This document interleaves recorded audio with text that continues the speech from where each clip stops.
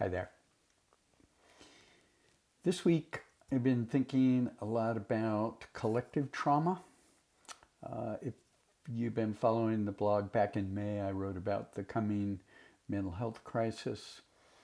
That was around people, healthcare providers committing suicide. Last week I talked about the police officers in Washington, D.C. So the notion of a collective trauma is when a catastrophic event occurs that impacts an entire people, an entire society. And the result of that event is traumatic to everybody. So much so that it basically alters um, the whole society and what we do as a society. Probably a good example, at least in this country, was 9/11 that altered the way we travel. Um, Prior to that, everybody just got on a plane and went wherever they had to go. But because of that trauma, our society got altered. And right now, we are living through a collective trauma, namely the pandemic. And part of, if you look at the research around the notion of collective trauma, there is as in individual trauma, the first step is to acknowledge that we've been traumatized and we've been changed by it. The next step is then to grieve the loss of the way things used to be. We keep throwing around this term, the new normal.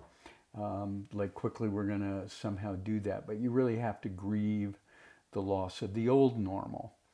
Ultimately, what happens is that we will collectively find some sort of meaning and purpose out of this whole event going forward and redefine who we are, not only as individuals, but collectively. But that's the process that we have to go through. And I think healthcare providers, first responders, are going to be an important part of how we redefine ourselves and who we're going to be as people in this society. So it's something to think about. This is, I know people are involved in distributing the vaccine and what are we doing in terms of mental health. They're acutely aware of this and talking about what we need to do. One of the cool things that I've learned is, as we talk about in our resiliency skills, is it's all about our social support system. So rather than just having this large, we need this huge mental health program kind of thing at a uh, macro level, which is going to be important. But the real work, the real healing goes on in the communities.